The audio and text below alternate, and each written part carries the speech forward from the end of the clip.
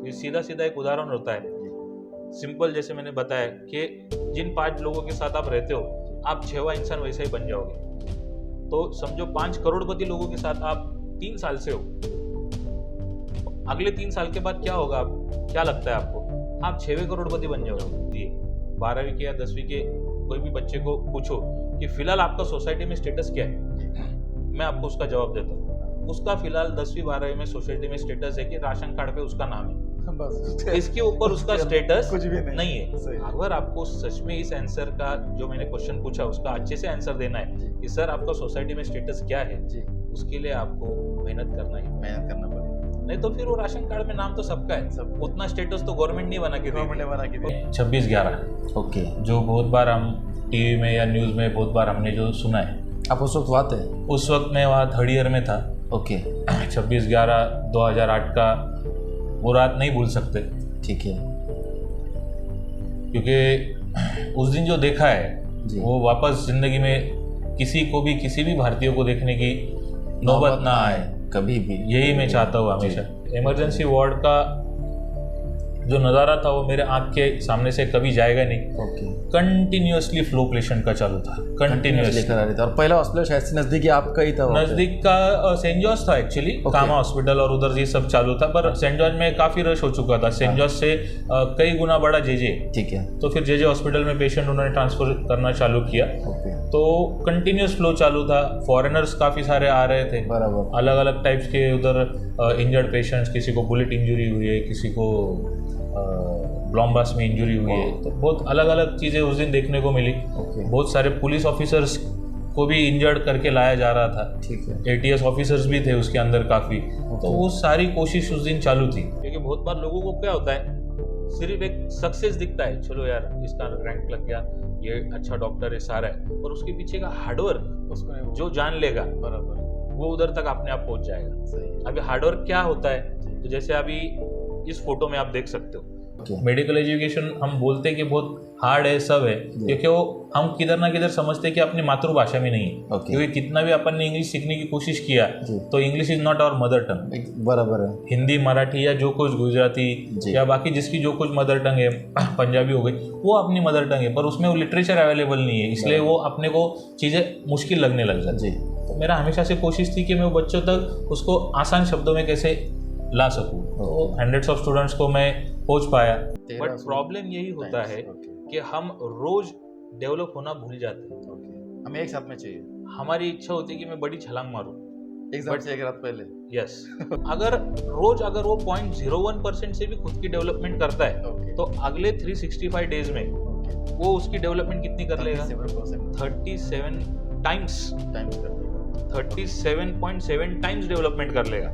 कि मेरे को अगर बड़ी छलांग मारनी है तो मेरे को एक ही काम करना है, मुझे रोज थोड़ा थोड़ा थोड़ा क्यों ना डेवलपमेंट करना है। और लोगों को लगता है यार थोड़ा थोड़ा डेवलपमेंट करके क्या होगा, उसका आंसर इस इमेज में दिया हुआ है कि इतना सा भी अपन डेवलपमेंट कर दिया तो बहुत बड़ी छलांग अपने आप लग जाएगी। तब आप बोल सकते हो हाँ now you are full proof, जो फाइनल एग्जाम होगा उसमें आप अच्छा रैंक भी लाओगे और अच्छा आपका स्कोर भी आ जाएगा।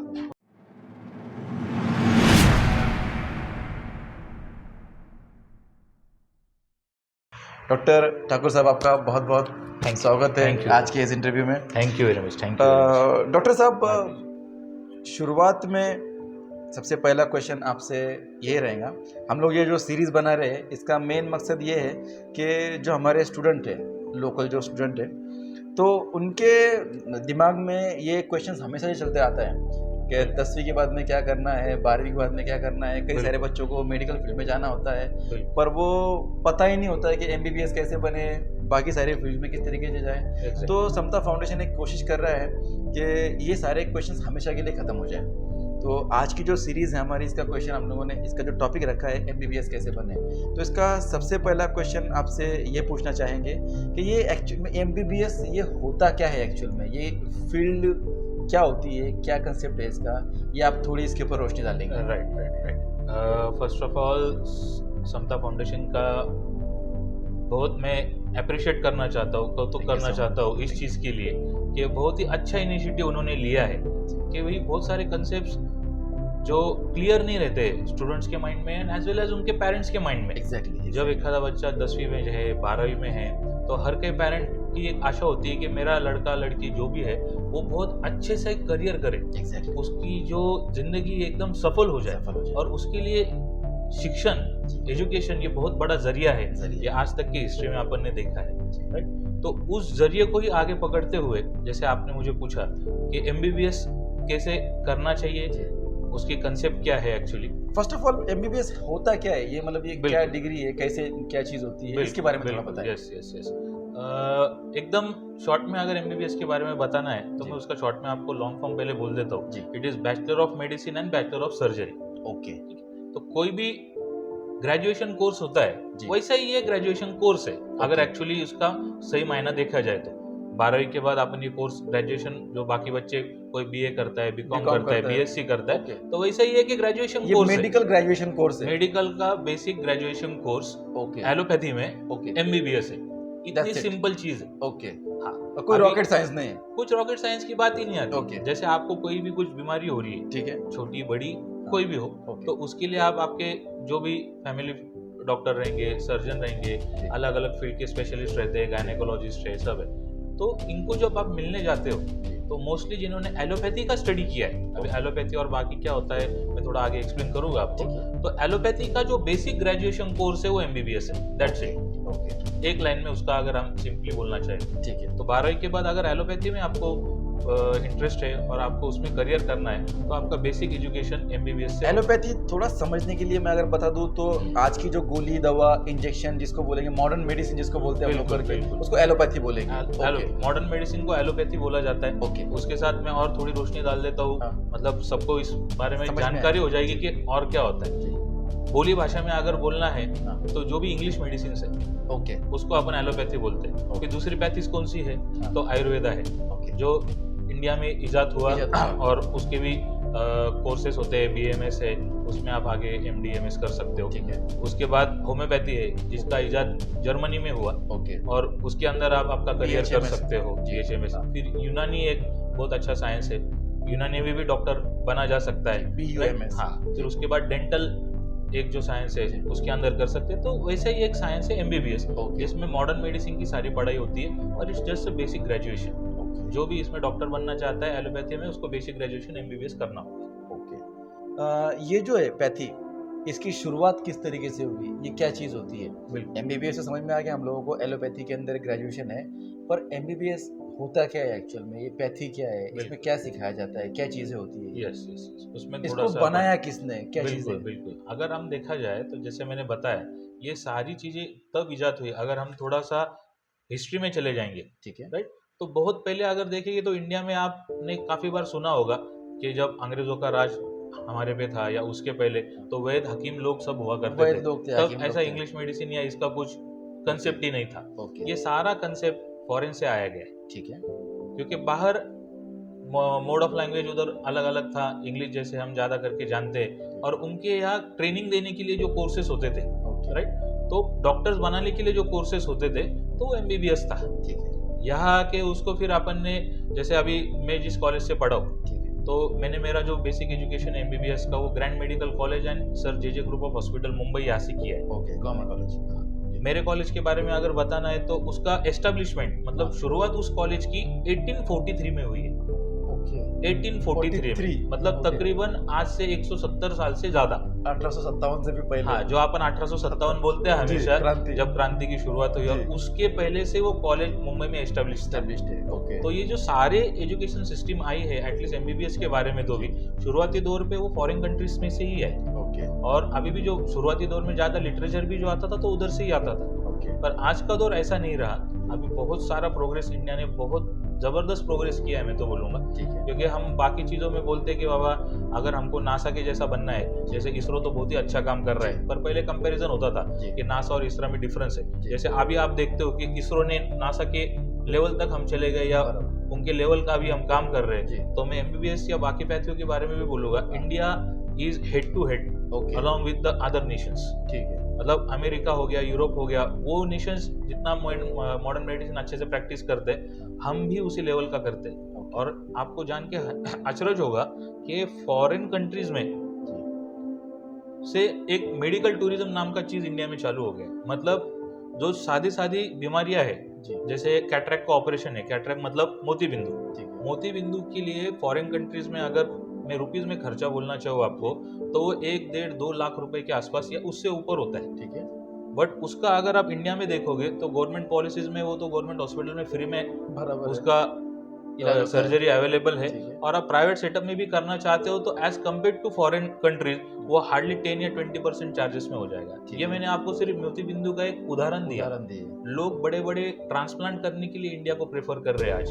किडनी ट्रांसप्लांट हो गया, हार्ट ट्रांसप्लांट हो गया, अभी तो लंग ट्रांसप्लांट की भी बहुत सक्सेसफुल सर्जरीज इंडिया में होने लग गई है। तो ये बात अभी बहुत दूर रह गई कि बाबा मॉडर्न मेडिसिन में सिर्फ फॉरेन कंट्रीज ही आगे थी। ओके इंडिया ने भी अपना इंडिया झंडा गाड़ ने भी दिया है। बहुत अच्छे से झंडा गाड़ा हुआ है। ठीक है तो डॉक्टर साहब इसके बाद में एक ये क्वेश्चन रहेगा, एमबीबीएस के बारे में तो थोड़ी मालूमात हो गई, पर सबसे इम्पोर्टेंट जो क्वेश्चन है बच्चों के दिमाग में जो चलता है, क्या ठीक है एमबीबीएस है जो कुछ है आज एक हायर मेडिकल फील्ड में सबसे एक जाना माना जो कोर्स माना जाता है, ये करना कैसे है? बिल्कुल बिल्कुल। अभी जैसे जैसे प्रोग्रेस होता है, जी गवर्नमेंट की जैसी इच्छा होती है, एजुकेशन डिपार्टमेंट की, सेंट्रल की भी और स्टेट की भी जैसी इच्छा होती है, या वो जो कुछ उनके ऑब्जर्वेशंस होते हैं उस हिसाब से उसमें चेंजेस करते हैं। ठीक है मैं ज़्यादा पीछे नहीं जाना चाहूँगा, to stay with the topic में अभी जो सिनेरियो है और अभी जो सिचुएशन है उसके हिसाब से जो कर सकते हैं वो मैं बता देता हूँ। क्योंकि हिस्ट्री में पहले क्या होता था, कुछ सालों पहले सिर्फ आपके 12वीं को मार्क्स को देख के, फिजिक्स केमिस्ट्री बायोलॉजी के मार्क्स का ग्रुप का मार्क्स देख के आपको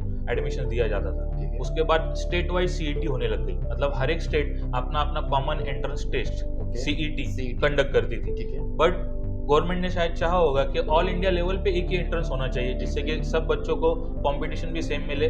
उस हिसाब से उन्होंने अभी नीट चालू किया। ओके नेशनल लेवल टेस्ट वही नेशनल लेवल टेस्ट है, Okay. जिसमें पूरे इंडिया में एक ही क्वेश्चन पेपर होता है। बराबर एक जो सिलेक्टेड डे है जिस दिन एंट्रेंस एग्जाम है नीट यूजी के लिए, यूजी मतलब अंडर ग्रेजुएट्स के लिए, Okay. जो एमबीबीएस के लिए ठीक या है। बाकी ग्रेजुएशन कोर्स भी उसी में इंक्लूड होते हैं। ओके तो उसके लिए ऑल इंडिया में एक ही एग्जाम होता है, ठीक है जिससे कि उसका डिफिकल्टी लेवल एक स्टेट में अलग है, अपने स्टेट में अलग है, ऐसा नहीं बचता ऐसा है। बिल्कुल नहीं। Okay. पूरे इंडिया में एक ही क्वेश्चन पेपर रहेगा, ओके उसके हिसाब से ही मतलब वो जब रहता है। 12th के बाद में किसी बंदे को नीट देनी है तो इंडिया भर के पूरे बच्चों से उसको कॉम्पीट करना है। 1000%। ओके ये एकदम अभी जिसने जिसने एमबीबीएस करना है या बाकी मेडिकल फैकल्टीज में आना है उनके लिए नीट एग्जाम कंपलसरी हुआ है। भले आप एमबीबीएस करना चाहो, बीडीएस, बीएमएस, बीएचएमएस जो भी कोर्स है, तो नीट के थ्रू ही पूरे इंडिया में एडमिशन होगा। ये अभी गवर्नमेंट ने क्लियर कर दिया है। ओके अभी ये डिपेंड इसमें ये करता है कि आपका रैंक कैसा है, आपके पर्सनल चॉइसेस कैसे हैं, जी। उसके हिसाब से आप एडमिशन ले सकते हो। तो इसी वजह से कुछ टीचर्स है जो सजेस्ट करते हैं कि शुरुआती लेवल से ही जो फर्स्ट मतलब सेकंड स्टैंडर्ड या फोर्थ स्टैंडर्ड या जो प्राइमरी लेवल है यहाँ से ही जो नेशनल लेवल स्कॉलरशिप के एग्जाम वगैरह होते हैं करके, तो उसमें बच्चों को बिठाना चाहिए। तो वो एक माइंड सेटअप होता है नेशनल लेवल कंपटीशन का। 100% एकदम सही बोला आपने। जी। क्योंकि हो क्या जाता है, आपने जो जैसे स्कॉलरशिप एग्जाम, जी प्रज्ञाशोध एग्जाम होती जी। है, बहुत सारे ओलंपियाड के एग्जाम होते हैं, ओलंपियाड right? ओके तो उसमें बच्चों ने कॉम्पीट करना ही चाहिए। करना ही चाहिए। सक्सेस आओ नहीं आओ तो हम उसमें से सीख सकते हैं। सक्सेस आ गया तो बहुत ही अच्छी बात है, नहीं आया तो आप खुद को एनालाइज कर सकते हो कि मेरी क्या गलती रह गई इंडिया थी, लेवल पे मेरी मैं कहाँ पे हूँ। हाँ मेरी क्या कमी रह गई थी, तो मैं उसमें सुधार कर लूंगा छोटे एज में। Exactly. जैसे आप ओलंपियाड वगैरह देखोगे तो 7वीं 8वीं 10वीं इस बराबर। लेवल पे भी मिल जाएगा। स्कॉलरशिप जैसी एग्जाम तो अभी 5वीं में भी होने लग गई है। Exactly, हाँ। तो हम ऐसा नहीं समझ सकते कि हम लोअर स्टैंडर्ड्स में मतलब छोटे बच्चे जो है उनको कंपटीशन में डाल रहे हैं। नो, आपको उनको प्रिपेयर करना पड़ेगा। ऑन द अदर हैंड आप सोचो कि अगर आपने उनको ये एक भी एग्जाम कभी वो बच्चे ने दिया नहीं है और उसको डायरेक्टली नीट देना है तो वो प्रिपेयर्ड ही नहीं है इस चीज के लिए कि उसको ऑल इंडिया में कौन सा कंपटीशन फेस करना है। और ऑल इंडिया का हम कंपटीशन बोलते हैं बट इतना कुछ बड़ी बात नहीं उसके अंदर। आप डेडिकेटेडली सारे अगर चीजें करो तो हो जाता है। But it's always good to learn yourself, to see कि आप कितना अच्छे से चीजें कर रहे हो, क्योंकि उससे होगा क्या, आपको आपकी कमियां मालूम पड़ेगी। जैसे हम काफी बार बोलते हैं कि हम माँ पेट से सब सीख के नहीं आते, सही है। हमको दुनिया में आने के बाद ही सारी चीजें सीखनी। बराबर। और परफेक्ट ऐसा कोई पैदाइशी नहीं होता है। सही। वो जैसे जैसे खुद को तराशेगा, खुद में उसके डेवलपमेंट्स करेगा, खुद की कमियों पे काम करेगा, वो धीरे धीरे परफेक्ट होते जाएगा। जैसे ये सादा इक्वेशन मैंने आपके सामने रखा है, एकदम सिंपल मैथ का इक्वेशन आपको स्क्रीन पे दिख रहा है अभी। तो उसके अंदर अगर आप देखोगे तो हम लोअर स्टैंडर्ड्स में किधर तो भी स्क्वायर या उसका क्यूब निकालते हैं, मतलब 2 का स्क्वायर अगर देखेंगे तो 4 है, राइट। उसको आगे आगे जाओगे तो आगे नंबर बढ़ेगा। अपन ज़्यादा जाएंगे ही नहीं, अपन 1 पे ही रुकते हैं। 1 को अगर मैं 365 टाइम्स भी मल्टीप्लाई करूँ तो आंसर क्या आएगा? जैसे स्क्रीन पे आप देख रहे हो 1 ही आएगा। पर चलो मैं सोचता हूँ कि मेरे में डेवलपमेंट मेरे को बहुत थोड़ी करनी है रोज, मैं ज़्यादा कर ही नहीं पा रहा या कोई स्टूडेंट नहीं कर पा रहा, पर वो 0.01% से तो कर लेगा रोज। रोज छोड़ दो, हफ्ते में, बराबर, राइट।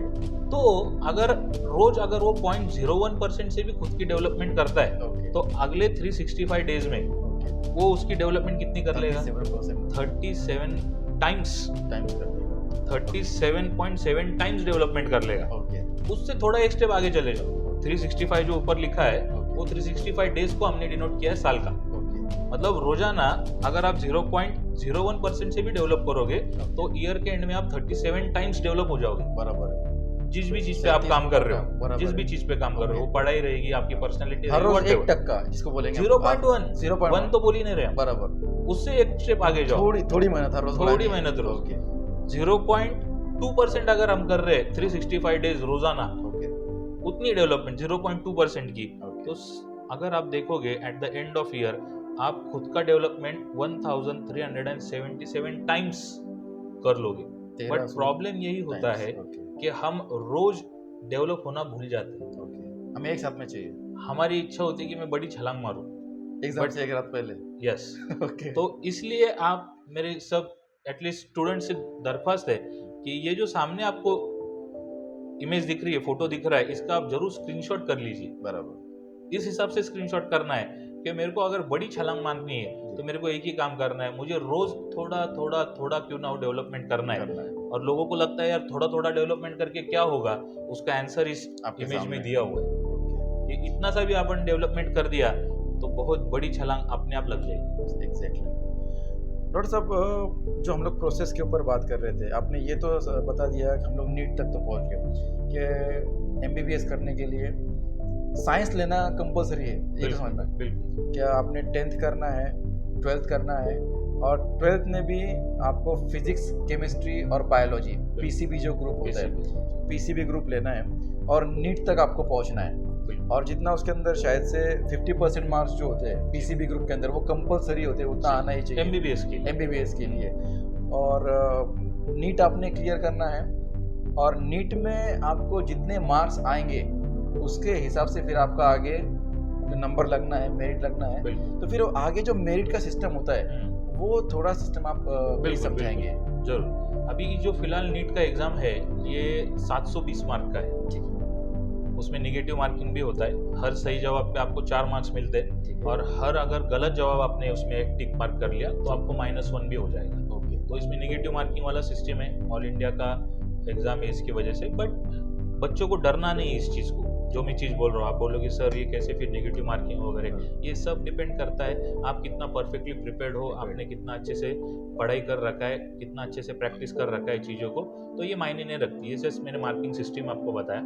और इसके बाद क्या होता है, जैसे समझो XYZ आपका जो भी स्कोर आ गया, उसके बाद नेक्स्ट स्टेप होता है, जैसे मान लो किसी को 720 में से 540 नंबर आ गए, तो हर बंदे को एक परसेंटाइल होता है, और परसेंटाइल के हिसाब से उसको रैंक मिलता है, राइट। और रैंक के हिसाब से गवर्नमेंट या जो कुछ कंसर्न डिपार्टमेंट्स है तो वो प्रेफरेंस फॉर्म भरने के लिए साइट्स को ओपन करते हैं। तो प्रेफरेंस फॉर्म में आपको कॉलेजेस की लिस्ट डालनी होती है, तो मेरिट के हिसाब से आपका जो रैंक है, और बाकी बच्चों ने जो कुछ उनके प्रेफरेंसेस भरे, प्रेफरेंसेस मतलब आपको कॉलेज के नाम डालने होते हैं, ठीक है, कि मेरे को अगर समझो बहुत अच्छा रैंक है, राइट, और मेरे को मुंबई का कोई अच्छा कॉलेज चाहिए या पुणे का कोई अच्छा कॉलेज चाहिए, या किसी की इच्छा है बाहर स्टेट में जाके करना है, दिल्ली में जाना है किसी को और उत्तर प्रदेश जाना है, किसी को साउथ में जाना है, चेन्नई जाना है या बैंगलोर जाना है, तो उधर के भी कॉलेजेस बहुत अच्छे, तो आप अपने हिसाब से उन कॉलेजेस को डाल सकते हैं। और आपको ओवरऑल इंडिया का जो मेरिट रहेगा उसके हिसाब से वो सॉफ्टवेयर पूरा खुद ही कैलकुलेट कर लेता है, हम कुछ मैनुअल चीज़ नहीं रहती उधर। और जब मेरिट लिस्ट डिस्प्ले होती है उसमें अपने को फिर अपन उस कॉलेज के लिए एलिजिबल होंगे तो उस दिन अपना नाम उसमें सिलेक्ट हो जाता है, राइट। और कभी कभी ऐसा होता है कि पहले प्रेफरेंस में कॉलेज नहीं मिलता है तो आगे के जो राउंड होता है, सेकंड राउंड, थर्ड राउंड, उसमें मिल सकता है। आपके इसको मेरिट का जो रैंक है, कैप राउंड बोलते हैं हम लोग, कैप राउंड जैसे ही बोल सकते हैं। हाँ, तो फिर इसमें मतलब सिंपल में ऐसा समझ में आया कि जितने 720 में से आपको जितने मार्क्स मिलेंगे, बिल्कुल 720, 700 मिले, 600 मिले, जो मिले, तो उसके हिसाब से आपको कैप राउंड के फॉर्म भरने हैं, बिल्कुल। और फिर जो कॉलेज आपको मिलेगा उसमें आपका एडमिशन होगा, और जितने मार्क्स आपके ज़्यादा आएंगे उतना आपको जो आपका पसंदीदा कॉलेज मिलने की चांसेस ज़्यादा है। ओके। इस तो अब ये जो पसंदीदा कॉलेज की बात आ गई डॉक्टर साहब, तो इसमें कॉलेजेस के प्रकार कितने होते हैं? जी, गवर्नमेंट कॉलेजेस है, प्राइवेट बिल्कुल। कॉलेजेस है, ये चीज़ भी आप थोड़ी समझाएं। बिल्कुल। और एक चीज मैं क्लियर कर देता हूँ, इस क्वेश्चन को तो जरूर बहुत जरूरी क्वेश्चन है, इसको तो लेंगे कि अपना जो सिलेक्शन होता है वो मार्क्स पे नहीं होता। Okay. Marks is just a criteria. एक बार आपने एग्जाम दे दिया, आपका XYZ जो भी मार्क्स आ गए, तो आपके साथ रैंक आता है, ठीक है। जैसे तो उस रैंक के हिसाब से आपको प्रेफरेंस फॉर्म भरना होता है, उसके हिसाब से आपको कॉलेज मिलने वाला है। ओके। जैसे समझो ऐसा हो गया कि 720 में से 700 मार्क 10 लोगों को मिल गए, ठीक है। तो 10 के 10 लोगों का रैंक 1 नहीं आने वाला। ओके। उसमें ग्रेडिंग सिस्टम होती है, टाई ब्रेकर्स होते हैं, उसके हिसाब से रैंक आता है। ठीक है। तो ये दिमाग में रखना है अपने को कि अपन मार्क्स स्कोर करना है ठीक स्टूडेंट ने, राइट। अपना ये रैंक जो आने वाला है वो तो सॉफ्टवेयर आपको दे देगा, पर प्रेफरेंस फॉर्म जो भरा जाता है वो रैंक के हिसाब से भरा जाता है, मार्क्स के हिसाब से नहीं भरा जाता। हाँ, अभी मोहसिन सर ने जैसे पूछा कि MBBS अलग अलग कॉलेजेस के टाइप्स कौन से हैं, तो यूजुअली सबसे बेसिक गवर्नमेंट कॉलेजेस होते हैं, जिसको पूरे फंडिंग गवर्नमेंट के पास से किया जाता है, उसका हॉस्पिटल भी गवर्नमेंट होता है और वह पूरा एजुकेशन होता है। दूसरा एक कंसेप्ट होता है private colleges. Okay. Private colleges जहाँ कोई इंस्टीट्यूट, कोई संस्था उस कॉलेज को रन कर रही है, और नॉर्म्स सारे जो गवर्नमेंट ने बोले हुए हैं MBBS को फॉलो करने के लिए, वो नॉर्म्स उधर फॉलो किए जाते हैं। इसको शायद से MUHS, महाराष्ट्र में तो MUHS करती है, ओके। ठीक है, और ऐसी नेशनल बॉडी भी है, और ज्यादा करके इसको जो मिनिस्ट्री ऑफ हेल्थ अफेयर्स है ओके, वो भी गवर्न करती है। ठीक है। मिनिस्ट्री ऑफ हायर एजुकेशन जो है, इसको सेमी गवर्नमेंट बोलेंगे, प्राइवेट तो नहीं, पर सेमी गवर्नमेंट जैसे गवर्नमेंट के रूल्स एंड रेगुलेशंस में चलते सारे नहीं, कॉलेजेस। इश्यू ऐसा होता है कि जब आप कोई भी, जैसे आपकी इच्छा हो गई कि मेरे को आज प्राइवेट कॉलेज खोलना है, जी।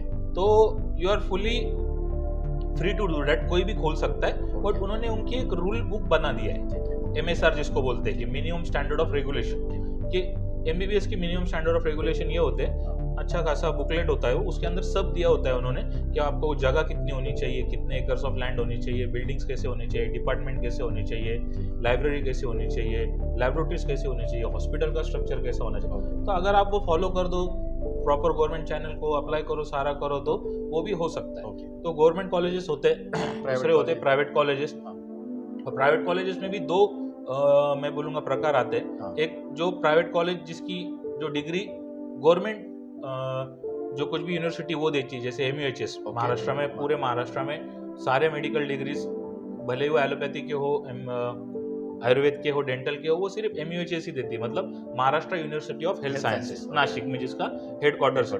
मतलब भले ही आप चंद्रपुर से पढ़ो, गढ़चिरौली से पढ़ो, नहीं तो रत्नागिरी से पढ़ो, नहीं तो धुले नंदुरबार से पढ़ो, आपको डिग्री एक ही यूनिवर्सिटी से मिलने वाला है, जिससे कि पूरे महाराष्ट्र में स्टैंडर्ड ऑफ एजुकेशन सेम है। तो एक तो हो गई गवर्नमेंट कॉलेज की बात, दूसरा होता है private college, right. Private college में और एक सब टाइप होता है डीम यूनिवर्सिटी। डीम यूनिवर्सिटी में UGC अप्रूव्ड वो डिग्री यूनिवर्सिटी होती है, बट वहाँ चीज़ें थोड़ी अलग होती है, अलग इन द सेंस डिग्री वगैरह तो सेम मिलेगी आपको, बट वहाँ गवर्नमेंट की यूनिवर्सिटी डिग्री नहीं देती, तो ऑटोनॉमस इंस्टीट्यूट जो होता है डीम यूनिवर्सिटी, वो खुद डिग्री देता है, उतना ही इक्विवेलेंट होता है, उसका इंपॉर्टेंस भी उतना ही मेंटेन रहता है, उसमें कोई बात पर जितना होता है क्या वो उनके नीट एग्जाम वगैरह, सॉरी एंट्रेंस टेस्ट वगैरह वो खुद लेते हैं? नहीं, उनके लिए भी नीट एलिजिबल होना है उसके बाद अभी ना अभी उन्होंने रूल एकदम फाइनल कर दिया। आप गवर्नमेंट में एडमिशन लो, प्राइवेट में लो, नहीं तो डीम में लो, आपको आना नीट से ही है। There is no other entrance exam available now in India में। अगर आपको मेडिकल एजुकेशन करना है, आपको एक ही विंडो है, एक ही चैनल है, नीट एग्जाम, बस। और नीट के बाद में डीम की कोई जैसे उनकी कोई एग्जामिनेशन वगैरह नीट के बाद में ऐसी कोई होती है? पहले होता था, पर अभी जो गवर्नमेंट ने उसको सब सेम चैनल पे ला दिया। उन्होंने बोल दिया कि आपको नीट के थ्रू ही एडमिशन करना पड़ेगा। तो अब जब इसके अंदर एडमिशन, आपने 3 प्रकार बताए डॉक्टर साहब, गवर्नमेंट कॉलेजेस है, प्राइवेट कॉलेजेस है, और प्राइवेट कॉलेजेस में दो प्रकार आ गए, एक जो MUHS गवर्न कर रही जी। है और एक डीम डीम यूनिवर्सिटी, यूनिवर्सिटी। ठीक है, ऐसे 3 कॉलेज पकड़ेंगे हम लोग। यस। तो अब इसमें जो फीस स्ट्रक्चर होता है, मार्क्स जो बंदे को नीट में आने वाले जी। हैं, इसका इफेक्ट क्या होता है सीट मिलने के ऊपर? अभी जैसे हमको मालूम है कि गवर्नमेंट की कोई भी चीज़ सस्ती है, ठीक है, तो वो रूल इधर भी लागू होता है। ओके, गवर्नमेंट कॉलेज से MBBS करना भी सस्ता है। ठीक वहाँ है, की जो फीस है हाँ। वो बहुत नॉमिनल चार्ज किया जाता है, ठीक है, राइट। तो तकरीबन एक अभी पकड़ लो, फिलहाल का जो ट्रेंड चालू है उसके हिसाब से 80-90 हज़ार रुपए के आसपास आपको, या 1 लाख के आसपास पकड़ लो, साल भर का फीस है। एक साल का 1 एक लाख साल रुपए का के आसपास एक में, 1 लाख से कम ही है गवर्नमेंट कॉलेज। गवर्नमेंट कॉलेज, ठीक ठीक है, और ये जो फीस ठहराने का अधिकार है हाँ। ये भी डायरेक्टली कॉलेज को नहीं होता। हाँ, शिक्षण शुल्क समिति बोल के एक कमेटी होती है, ठीक है। महाराष्ट्र में भी है। हाँ। तो वो सब उनका रिकॉर्ड देख के, इंस्पेक्शन करके उस कॉलेज का, हाँ। उनका जो सारा फीस पिछला टैली शीट्स रहेंगे, तो उसके हिसाब से वो उनका क्या फीस होना चाहिए डिसाइड करते हैं। ठीक है, तो गवर्नमेंट में उसका फीस अगर जो है वो सबसे कम होता है, क्योंकि सबसे सारा कम है। सारा फंडिंग गवर्नमेंट से आता है, ठीक है। टीचर्स को बोलो, हॉस्पिटल को बोलो। ठीक है, प्राइवेट कॉलेज का जो फीस है वो थोड़ा ज़्यादा होता है। जी, जैसे मैंने वापस बताया कि शिक्षण शुल्क समिति ये फीस ठहराती है। बहुत बच्चों को लगता है कि कॉलेज उनका खुद का फी डिसाइड करता है, ओके, तो ऐसा नहीं होता। कॉलेज को ये अथॉरिटी नहीं होती कि हम कितना फी चार्ज करेंगे। ओके, उनको एप्लीकेशन देना होता है, सारे डॉक्यूमेंट सबमिट करने होते हैं शिक्षण शुल्क समिति को, ओके, और फिर वो समिति उनके लिए फी डिसाइड करके देती है कि XYZ कॉलेज की इस साल की फी इतनी होगी। ओके। मतलब कई लोगों का कंफ्यूजन क्या होता है, प्राइवेट कॉलेजेस बहुत ज़्यादा फीस लेते हैं, तो ये आपने एक थोड़ा कवर अप किया उसको। प्राइवेट कॉलेज खुद के मन से पहले लिया करता था, पर गवर्नमेंट ने उसके ऊपर बहुत अंकुश लाया, क्योंकि वो बहुत ज़्यादा फीस होती थी पहले। ठीक है, तो अभी सबको कॉमन कर दिया उन्होंने कि शिक्षण शुल्क समिति जो फी डिसाइड करेगी उनके खर्चे के हिसाब से, बाकी बहुत सारे उसमें पैरामीटर्स होते हैं, जी। तो वही फीस उनको लेना पड़ेगा, तो उससे फिर ज़्यादा वो अगर चार्ज नहीं कर सकते। गवर्नमेंट में समझा, हमने समझ लिया कि किसी बंदे को अच्छा रैंक आया, 700 में से 700 मार्क्स आए, कुछ है, गवर्नमेंट नंबर लगा, तो अब 1 लाख रुपए उसको फीस देंगे। पर अगर वही नंबर अगर उसका थोड़े कम मार्क्स आते जी हैं जी और प्राइवेट में अगर लगता है, जी। तो फिर उसमें फीस कितनी बढ़ जाती है? अभी फीस अभी के हालत में अगर हम देखेंगे, जिसका हर साल एक 8 to 10% का हाइक होता है, ठीक है, पर अभी के हिसाब से देखा जाए तो रैंडमली प्राइवेट कॉलेजेस में फीस का जो स्ट्रक्चर है वो किधर तो 3-3.5 लाख से लेके 8 से 10 लाख तक भी है पर ईयर। ओके, मतलब मतलब कॉलेज टू कॉलेज वेरी करते 3 लाख से 10 लाख के बीच में हम लोग पकड़ेंगे, कॉलेज टू कॉलेज वेरी हैं, करता है, वेरी कर मतलब कम से कम 3 गुना तो बढ़ जाएगा। 100%। ओके, क्योंकि मैंने जैसे बताया आपको कि वहाँ फंडिंग कुछ गवर्नमेंट से आ नहीं रही है। ठीक है, उनको कॉलेज रन करना है, टीचर्स की सैलरी पे करनी है, हॉस्पिटल रन करना है, डॉक्टर्स की सैलरी देने, इसलिए वो खर्चे बढ़ जाते हैं। बढ़ जाते हैं, तो वो अल्टीमेटली कहाँ से आएगा, तो ज़्यादा करके स्टूडेंट की फीस से आएगा, फिर पेशेंट से थोड़ा बहुत वो लेंगे, बराबर, तो उनका भी उनको इकोनॉमी चलाने होता है, इसलिए उनका फीस थोड़ा ज़्यादा होता है। बराबर। पर ये जो एक्चुअल में जो लोड होता है, अगर थोड़ा हम अगर पढ़ाई करने में कम हो जाए तो हमारी जेब पे गिरने वाला है। 100%। ठीक है, गवर्नमेंट में सबसे कम पैसा लगेगा, उसके बाद में ये जो प्राइवेट कॉलेज थोड़ा थोड़ा प्राइवेट और डीम डिपेंड करेगा बिल्कुल। वो कॉलेज के ऊपर, उस फीस के ऊपर। बिल्कुल। ठीक है, ये तो समझ में आएगा डॉक्टर साहब, क्या नीट में अच्छी से अच्छी पढ़ाई करनी है, 100% अच्छे से अच्छे मार्क्स लाने हैं, लाने हैं। कम से कम पैसे लगे इसलिए। आगे की बात आगे की वो जरूरी है। ठीक है, तो उसके बाद में ये जो कोर्स है, ये MBBS ग्रेजुएशन कोर्स, ये कितने साल का होता है? जी, MBBS ग्रेजुएशन कोर्स ये एग्जाम्स के हिसाब से देखो तो 4.5 साल का होता है, जिसमें 4 यूनिवर्सिटी एग्जाम होती है, फर्स्ट, सेकंड, थर्ड और फाइनल ईयर की। इसमें 4.5 साल रहते हैं, और 4.5 साल पूरा फाइनल ईयर पास आउट होने के बाद 1 साल का इंटर्नशिप होता है। ये 4.5 साल में जो आपने सीखा, थ्योरेटिकल सीखा, उसको आप प्रैक्टिकली 1 साल इंटर्नशिप कीजिए आपके उसी कॉलेज में, या परमिशन लेके आप दूसरे बड़े हॉस्पिटल में भी या अलाइड कॉलेज में भी उसको कर सकते हैं, जिससे कि आपका थ्योरी भी पक्का हो जाएगा और आपका प्रैक्टिकल भी पक्का हो जाएगा। क्योंकि उसके बाद आपको रजिस्ट्रेशन मिलने के बाद आप लोगों की सेवा करने वाले हो, लोगों की जान बचाने वाले हो, तो ये कंसेप्ट फिर 4.5 + 1 ऐसा 5.5 साल का पूरा कोर्स होता है। 5.5 साल का पूरा कोर्स होता है। ठीक है, तो इसमें क्या क्या कवर होता है डॉक्टर साहब, इसमें क्या क्या सिखाया जाता है, डॉक्टर बिल्कुल। क्या क्या सीख सकते हैं? अगर MBBS की हम बात करें तो इसमें 19 सब्जेक्ट होते हैं, जी, 19 सब्जेक्ट्स होते हैं।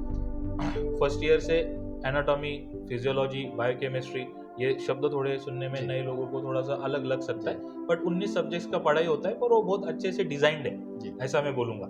कि जिन्होंने भी अभी बहुत सारा, जैसे मैंने स्टार्टिंग में भी बताया कि इंडिया में इसके ऊपर बहुत सारा रिसर्च हो चुका है। जी, तो पहले कोर्स का जो मॉड्यूल था वो भी अलग था, पर अभी बहुत अच्छे से सिंप्लीफाई हो गया जी। है। जस्ट इतना है कि वो जो बच्चा उधर गया है उसको अच्छे से जो रिक्वायर्ड है जी। उसकी पढ़ाई करनी।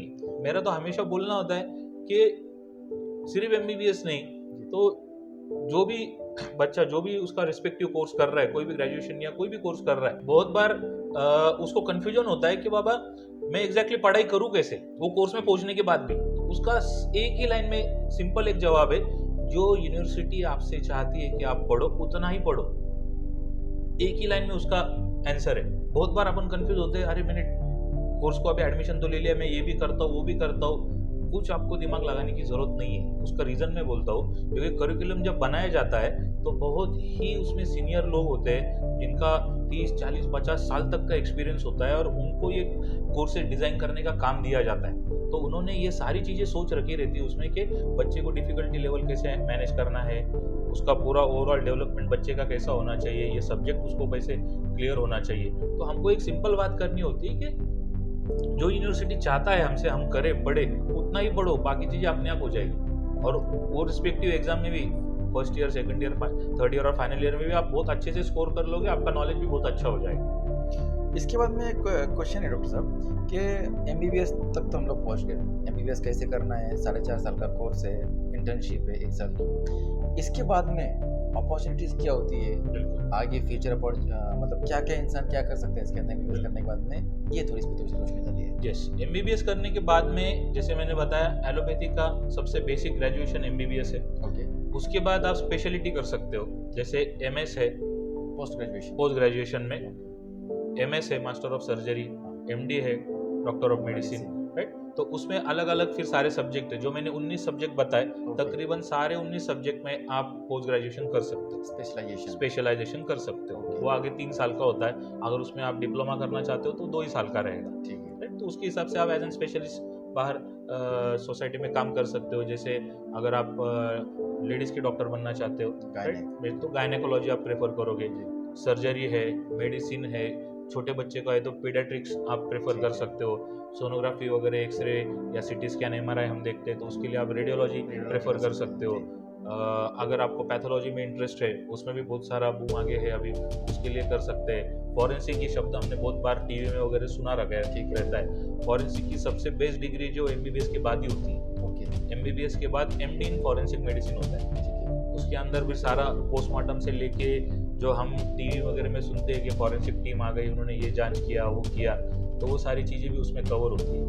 अगर मैं आगे जाना चाहूँ तो फार्मेकोलॉजी के लिए भी आप एमडी कर सकते हो। फार्मेकोलॉजी में मतलब नवे जो दवाई ईजाद होती है जी, नवे डिसीज के लिए, जैसे अभी कोरोना वायरस के लिए जो वैक्सीन बनी, सारी बनी, तो इसके लिए जो बेसिक एजुकेशन है वो फार्मेकोलॉजी में आता है। और एक बहुत बड़ा साइंस है माइक्रोबायोलॉजी, जिसको हम बोलते हैं छोटे छोटे जीव जंतु जो हम आँख से देख भी नहीं पाते और उनका प्रभाव बहुत बड़ा है, जो कोरोना के बाद में जो बहुत सुनने के लिए मिला, तो उसके अंदर भी स्पेशल एमडी आप कर सकते हो, एमडी इन माइक्रोबायोलॉजी, राइट। उसके बाद आगे जाके आप देखोगे तो पीएसएम बोल के, मतलब सोशल मेडिसिन के लिए भी उसमें है। आंखें के डॉक्टर होते हैं तो एमएस इन ऑप्थेल्मोलॉजी कर सकते हो। कान नाक गसा जिसको ईएनटी हम बोलते हैं, उसमें भी आप एमएस कर सकते हो, राइट। तो बहुत अलग अलग फील्ड्स और अपॉर्चुनिटीज जो सब में कर सकते हैं। और उसके बाद भी अभी आगे की चीजें आ गई है। ओके, फिलहाल चीजें स्पेशलाइजेशन पे नहीं रुकी, तो अभी सुपर स्पेशलिटी आ गई है। ओके, जैसे ग्रेजुएशन किया आपने एमबीबीएस, उसके बाद आपने एमडी या एमएस किया स्पेशलिटी, उसके आगे की अभी ब्रांच आ गई सुपर स्पेशलिटी। माने क्या, तो जैसे मैं सिंपल एग्जांपल देके आपको बताता हूँ कि एमबीबीएस के बाद आपने एमडी कर लिया मेडिसिन में, तो मेडिसिन में तो सारे ऑर्गन कवर हो गए, आपका ब्रेन कवर हो गया, आपका हार्ट कवर हो गया, लंग्स कवर हो गया, आपका एब्डोमेन कवर हो गया, सारी चीज़ें कवर हो गई। बट उसके बाद भी अभी इतनी सारी चीज़ें ईजाद हो गई आगे, तो उसके आगे सुपर स्पेशलिटी आ गई। जैसे एमडी मेडिसिन करने के बाद आप डीएम कर सकते हो इन कार्डियोलॉजी, जो आप सुनते हो एंजियोग्राफी करते हैं, एंजियोप्लास्टी करते हैं, राइट। तो वो डीएम कार्डियोलॉजी जो होते हैं वो लोग करते हैं, राइट। उसके बाद हम देखते हैं कि बाबा डीएम नेफ्रोलॉजी, जो किडनी के तज्ञ होते हैं, ठीक है, डायलिसिस के पेशेंट्स के बारे में बोलो, उनका वर्ड उधर फाइनल होता है, राइट। उसके बाद जैसे हम और सुनते हैं डीएम इन गैस्ट्रोएंट्रोलॉजी, लिवर से रिलेटेड या पेट की आंतड़ियों से रिलेटेड या स्टमक से रिलेटेड जो कुछ प्रॉब्लम्स है ये उसमें सॉल्व किए जाते हैं। तो बात अभी सिर्फ स्पेशलिटी में नहीं बची, अभी सुपर स्पेशलिटी में चलेगी। जैसे सर्जरी के बारे में भी एमएस मतलब मास्टर इन सर्जरी करते हैं हम, वो जनरल सर्जरी में करते हैं। और उसके बाद अगर छोटे बच्चे का ही सर्जन बनना है, you can do MCH in paediatric surgery. उसके बाद आता है MCH इन न्यूरो सर्जरी, जो ब्रेन के सर्जरी और स्पाइन, हाँ न्यूरो सर्जन जिसको बोलते हैं, स्पाइन की सर्जरी इसमें कर सकते हैं। तो सिर्फ बात अभी स्पेशलिटी तक नहीं बची, तो सुपर स्पेशलिटी तक चली गई। पर उसमें सबसे जरूरी है 2-3 चीजें कि यहाँ तक पहुंचने के लिए हमको करना क्या है। बहुत लोगों को लगता है कि बाबा यहाँ तक जाएंगे कैसे, कंपटीशन इतना है, हम पिछले कुछ समय से बात कर रहे हैं कि बाबा नेशनल लेवल पे ये सारी चीजें होते हैं, तो इसमें हमको कम्पीट करना है, तो कर कैसे सकेंगे? क्योंकि बहुत बार लोगों को क्या होता है, सिर्फ एक सक्सेस दिखता है, चलो यार इसका रैंक लग गया, ये अच्छा डॉक्टर है, सारा है, और उसके पीछे का हार्डवर्क उसको जो जान लेगा वो उधर तक अपने आप पहुंच जाएगा। अभी हार्डवर्क क्या होता है, तो जैसे अभी इस फोटो में आप देख सकते हो, इस फोटो में अगर आप देखोगे तो आपको एक चीज दिख रही है, एक छोटा सा माउंटेन दिख रहा है पानी के ऊपर, जो कि लोगों को दिखता है सक्सेस मिल गया, सक्सेस मिल गया। पर सक्सेस मिलने के लिए क्या क्या करना पड़ा वो जरा हमको नीचे देखना पड़ेगा।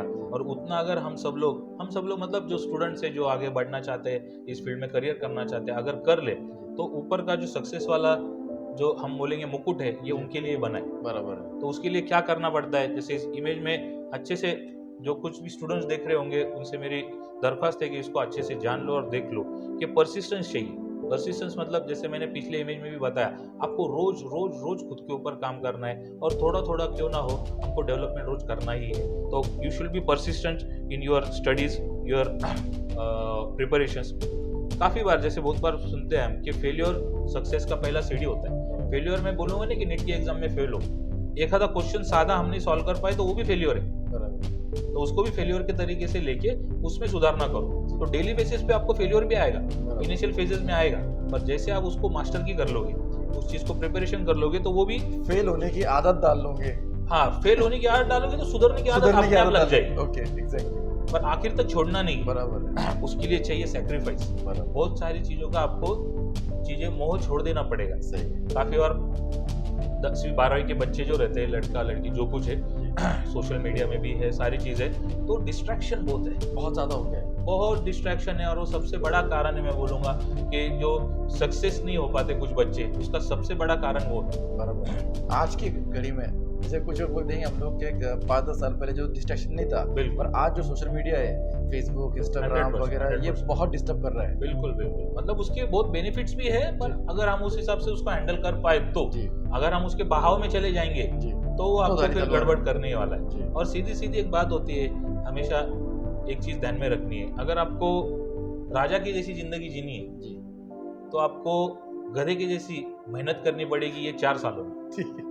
क्योंकि इसका उल्टा मायना देख लो, बराबर, अगर आप पूरे तरीके से हार्डवर्क करना ही नहीं, आपको राजा के जैसा 4 साल अगर जीना है तो उसमें आप सक्सेस नहीं पा पाओगे आपके 10वीं 12वीं में। बराबर। तो 10वीं 12वीं में आपको एकदम जोर लगा के मेहनत करनी है। बराबर। जितनी मेहनत करोगे उतना आप आगे अच्छे से सक्सेस हो जाओगे। नहीं तो अपन बोलते हैं कि बाबा 12वीं में आपको राजा के जैसा रहना है तो गड़बड़ हो जाएगा, उधर गधे की जैसी मेहनत करो। बराबर। गधे को 11वीं में 12वीं में मेहनत करो। मेहनत के लिए गधा सबसे आइडियल है। ओके। और हार्डवर्क के सिवाय कोई भी चीज नहीं होती। ओके।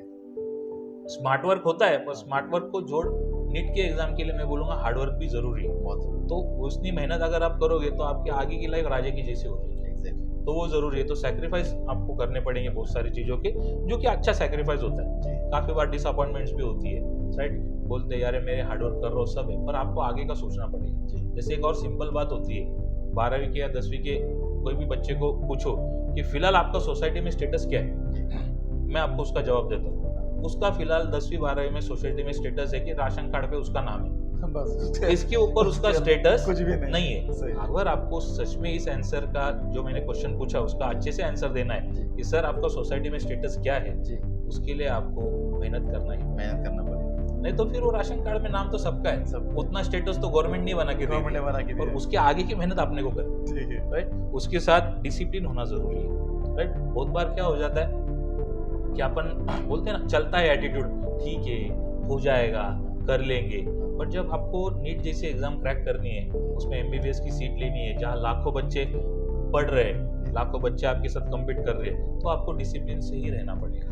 डिसिप्लिन के साथ जैसे मैंने बताया, hard work is very important. बहुत लोग बोलते हैं कि स्मार्ट वर्क करना चाहिए हार्ड वर्क के बजाय, बट मैं बोलूँगा कि यहाँ आपको मिक्सचर लगेगा, क्योंकि यहाँ डेडिकेटेडली आपको बहुत सारा काम करना पड़ता है, बहुत हजारों MCQs आपको सॉल्व करने पड़ते हैं। तो स्मार्ट वर्क जरूर करो कंसेप्ट क्लियर करने के लिए, बट वो कंसेप्ट क्लियर होने के बाद उसके ऊपर काम करने के लिए हार्ड वर्क की बहुत जरूरी है। सही। नहीं तो एक आधा बोलेगा नहीं मैंने स्मार्ट वर्क कर लिया, मैंने कंसेप्ट अभी समझ लिया, तो ओवर कॉन्फिडेंस हो गया।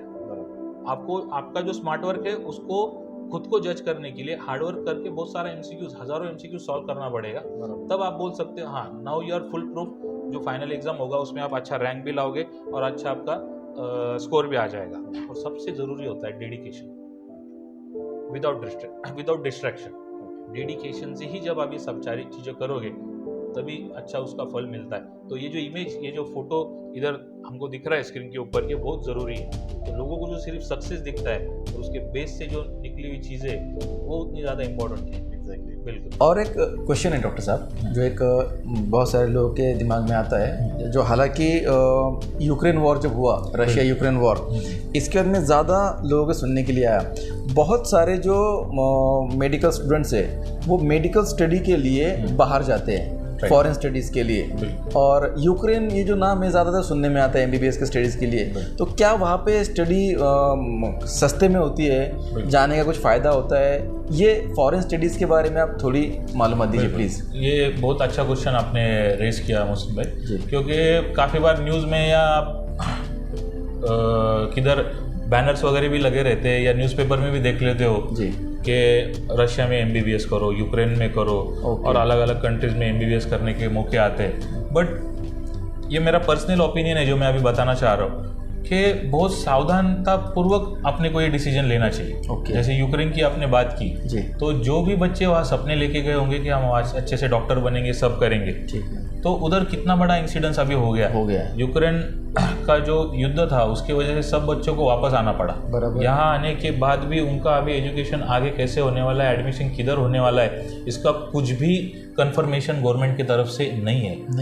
हाँ, ओके। तो वो बहुत ज़रूरी है। और जो भी फॉरेन में जाके, कोई भी कंट्री में जाके MBBS करना चाहता है तो उनके लिए मैं एक चीज़ कंसेप्ट क्लियर कर देता हूँ। बहुत लोगों को पता होगा, जिसको नहीं पता होगा उनके लिए, कि फॉरेन से MBBS यहाँ करके आने के बाद आपको तुरंत यहाँ प्रैक्टिस करने के लिए रजिस्ट्रेशन नहीं मिलता। ओके। वहाँ से डिग्री लेके आने के बाद यहाँ एक एंट्रेंस एग्ज़ाम, या उसको आप ऐसा समझ लो नीट के जैसा ही एग्ज़ाम होता है उस लेवल का, वो देना होता है दिल्ली में। इसको ब्रिज एग्जाम जिसको बोलेंगे, ब्रिज एग्जाम बोल दो तो भी चलेगा, या एग्जिट एग्जाम बोलो, ठीक है। तो वो पास करना पड़ेगा, और वो पास करने के बाद ही आप इंडिया में प्रैक्टिस कर सकते हो। मतलब आपको खुद को पहले साबित करना है कि आप MBBS प्रॉपर होकर आए या नहीं है। जो भी एजुकेशन आपने बाहर के कंट्री में जाके किया है वो आपका प्रॉपर हुआ है कि नहीं, ये टेस्ट करने के लिए वो एग्जाम होता है, ठीक है। बट उसमें एक बुरी बात मेरे को जो थोड़ी सी हम देखने में आ रही है, तो उसका सक्सेस रेट बहुत कम है। 10 से 20% बच्चे ही उसको पास कर पा रहे। 70 to 80% बच्चे अभी भी रिपीटेड अटेम्प्ट्स दे रहे वो पास करने के लिए, जिससे कि उनको यहाँ रजिस्ट्रेशन हो जाए और वो इंडिया में प्रैक्टिस कर सके। तो जो भी पेरेंट्स या जो भी बच्चे सोच रहे हैं या सपना देख रहे हैं कि भाई अब्रॉड जाके अपने को MBBS करना है, तो इन सब चीज़ों का उन्होंने अच्छे से ध्यान रखना, इन बातों का अच्छे से पूरा स्टडी करना ज़रूरी है कि वहाँ का एजुकेशन लेवल क्या है जिस कंट्री में आप जाना चाह रहे हो। वहाँ से आने के बाद यहाँ का आपको जो एग्ज़ाम है वो क्रैक करने में, वो पास होने में कितनी मदद उधर का एजुकेशन करने वाला है, वो ज़रूरी है। नहीं तो गड़बड़ ऐसी हो जाएगी कि आप वहाँ जाके एजुकेशन तो पूरा कर लिए, यहाँ आने के बाद ये एग्ज़ाम ही पास नहीं हो रहे, बराबर, आपके साल पे साल जो है वो वेस्ट होते चले जाएगा। और दूसरी एक इम्पॉर्टेंट चीज़ है, अगर जिसको भी बाहर जाके MBBS का एजुकेशन करना है तो प्लीज़ गवर्नमेंट के वेबसाइट के ऊपर ये चीज़ कंफर्म कीजिए कि कौन से ऑथोराइज्ड यूनिवर्सिटीज़ है। इंडियन गवर्नमेंट ने, भारतीय गवर्नमेंट ने जो यूनिवर्सिटीज़ को ऑथोराइज किया है, वहाँ की डिग्रीज ही इंडिया में उनको एलिजिबल पकड़ा जाता है। वही लोग एग्जाम दे पाएंगे, वो लोग एग्जाम दे पाएंगे और आगे प्रैक्टिस कर पाएंगे। ओके। वरना जो रिकॉग्नाइज नहीं, वो तो एग्जाम भी नहीं दे पाएंगे, कुछ भी नहीं। ओके। तो जिसको भी बाहर जाना है तो इन सब चीज़ों का होमवर्क मैं बोलूँगा अच्छे से पहले यही कर लो। जो भी आपके काउंसलर्स रहेंगे या जो भी आपके डाउट्स रहेंगे। पर ये फिर बाहर जाते डॉक्टर साहब, जो भी फॉरेन स्टडीज़ के लिए, वहाँ पे एजुकेशन अच्छा होता है इसलिए जाते हैं क्या, पैसे कम लगते हैं इसलिए जाते हैं? अलग अलग क्राइटेरिया मुस्लिम भाई, एजुकेशन का भी है, पैसे का भी है, और इशू ऐसा है कि वहाँ के फैसिलिटीज़ कभी कभी अच्छे इसलिए भी जाते हैं। ओके, टोटल चीज़ें हम निगेटिव नहीं बोल सकते, ठीक है, बट सब चीज़ें प्लस माइनस है। ठीक है, वहाँ जाके पढ़ाई करना कोई बुरी बात नहीं बुरी बात नहीं है। बट सारी चीज़ों की मालूमात रख लो, ये ज़रूरी है। अगर आपको कोई जाना है तो आपने उसको सोच परख के जाना है। 100%। और सोच परख के इतना कि बाबा पहले दिन एडमिशन लेने के बाद यहाँ आके प्रैक्टिस करने तक की जो सारी चीज़ें वो आपको क्लियर होनी वो चाहिए। क्लियर होनी चाहिए, वो आप अच्छे से कर पाने वाले हो। वहाँ के वीज़ा का इशू होता है, पासपोर्ट का इशू होता है, वहाँ के खान पान का इशू होता है, ठीक है, जो इंडियंस कभी कभी मैच नहीं कर पाते, तो बहुत सारे इश्यूज है।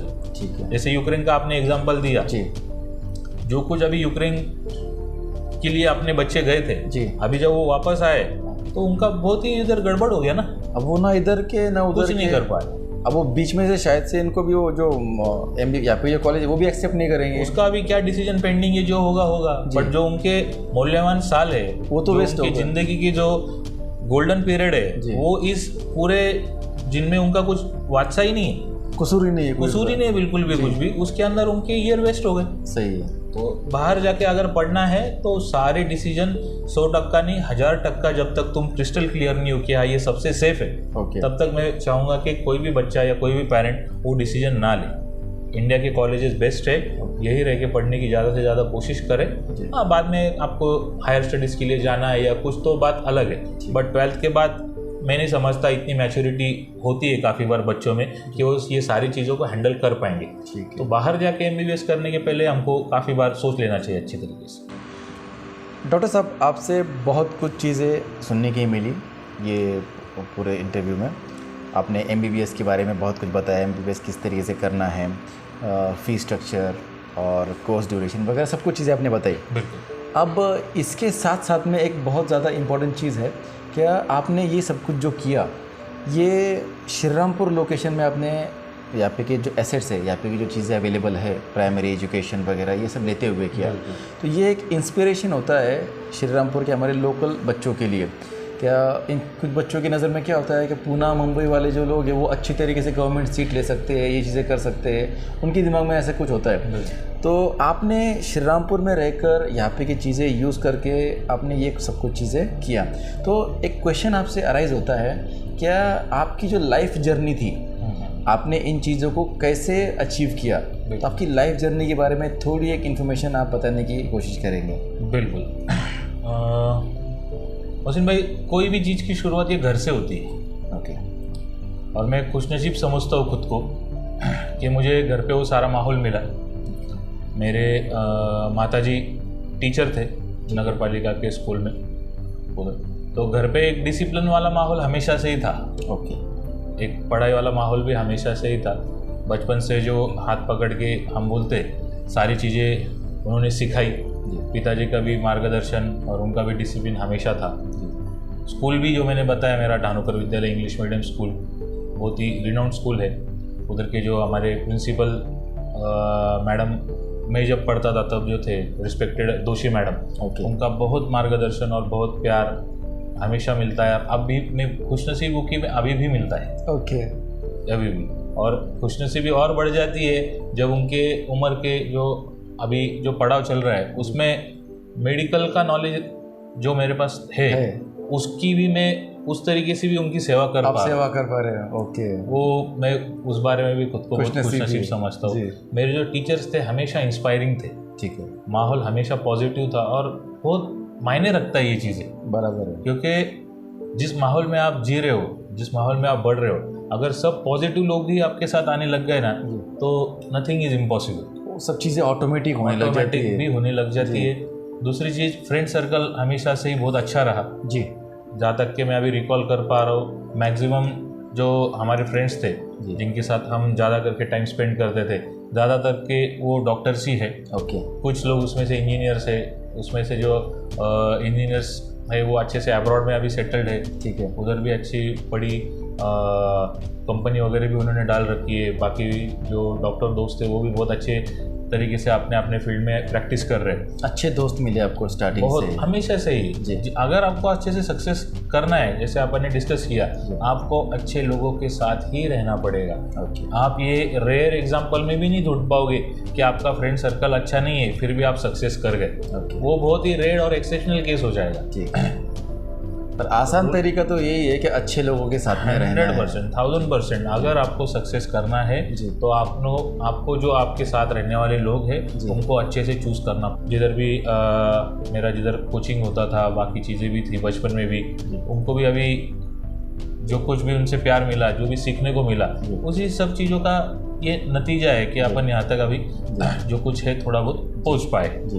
उसके बाद भी इधर का जो पूरा माहौल है श्रीरामपुर का तो बहुत बेनिफिशियल है, मैं ऐसा बोलूँगा। क्योंकि अगर आप पुणे मुंबई का जैसे आपने जिक्र किया तो मैं तो बोलता हूँ उन बच्चों को बहुत ट्रैवलिंग में ही टाइम चला जाता है। बराबर है। जैसे अगर आपको अच्छा कोचिंग इंस्टीट्यूट जाना है तो मुंबई की अगर बात कर लो तो कल्याण में एक आधा अगर बच्चा रहता है तो उसको अच्छा कोचिंग समझो इधर तो भी अंधेरे साइड में है तो उसको कितनी तो भी 2 बार लोकल बदल के उधर तक पहुंचना होता है। सही है। श्रीरामपुर में ज्योग्राफिकली भी अगर हम देखेंगे तो ये दिक्कत नहीं आती। साइकिल पे पहुंच सकते हो। साइकिल पे भी आप आराम से पहुंच सकते हो, गाड़ी पे भी, मतलब इतना कोई बड़ी बात या दिक्कत वाली बात बची नहीं है। यहाँ के कॉलेज भी अच्छा है। आरबीएनबी कॉलेज में भी जब हम यहाँ थे तो यहाँ के भी टीचर्स का बहुत सारा सपोर्ट हमेशा रहता था। तो जिसकी वजह से आगे के जो वे थे, पूरे जो मार्ग थे वो आसान होते चले गए बोलने से डिस्ट्रैक्शन हमने ज़्यादा रखा ही नहीं खुद के बाद, उसी का नतीजा अपने को आगे देखने को मिलता है। दूसरी और एक चीज़ें रहती है कि भाई जो भी आपके फ्रेंड सर्कल है, जैसे मैं वापस बोलना चाहूँगा, उनके ऊपर अच्छे से आपको काम करना है, उनको अच्छे से चूज करना है। जो आप यहाँ श्रीरामपुर में रह के करने वाले हो, राइट, वैसा ही लेवल का फ्रेंड सर्कल या अच्छा फ्रेंड सर्कल आपका ग्रेजुएशन के कॉलेज में भी होना चाहिए बाहर जाने के बाद। क्योंकि यहाँ तो भी पेरेंट्स, मम्मी पापा आपको निगरानी रखने के लिए है कि आप क्या सही क्या गलत कर रहे हो, आपको बताने के लिए, आपको सही करने के लिए है। जब आप हायर एजुकेशन के लिए दूसरे शहरों में जाते हो तब आपको और भी जिम्मेदारी बढ़ जाती है कि आप अच्छे दोस्तों के साथ ही रहो। नहीं तो बुरी संगत बहुत ही गलत चीज़ें करने को हमको लगाती है, राइट। तो उसके बारे में भी अपने को कॉन्शियस रहना है। और मैं खुद को खुशनसीब समझता हूँ कि मुंबई में कॉलेज में जाने के बाद भी फ्रेंड सर्कल मुझे बहुत अच्छा मिला। बहुत अच्छे कोऑपरेटिव दोस्त सारे थे, एक फैमिली जैसे रिश्ते सबसे हो गए थे। तो उसकी वजह से बहुत ऐसा घर से दूर रहने के बावजूद भी अगर आपके फ्रेंड्स फैमिली बन जाए तो आपको दिक्कत भी नहीं लगती और एक खालीपन जो लगता है फैमिली का वो भी महसूस नहीं होता। तो भी चीज़ें ज़रूरी है। और एक छोटा साइंस होता है इसके अंदर जो साइकेट्री के हिसाब से भी ज़रूरी है कि आप कैसे बनोगे, ये किस चीज़ पे डिपेंड करता है। तो जिन 5 टाइप के लोगों के साथ आप रहते हो ना, वैसे आप 6वां इंसान बन जाओगे। जैसे उसके लिए एक बहुत बड़ा या फेमस प्रोवर्ब है कि sit with the winners you will have a different conversation. मतलब क्या, जो हमेशा जीतने की कोशिश करते हैं, जीतने की राह पे रहते हैं, उनके साथ कभी बैठ के देखिए, आपको डिस्कशन ही अलग मिलेगा, माहौल ही अलग मिलेगा, वो जो ऊर्जा रहती है वही अलग मिलेगी। तो सब दोस्तों से, सब स्टूडेंट से मेरी वही दरखास्त है कि हमेशा पॉजिटिव लोगों के साथ ही रहो।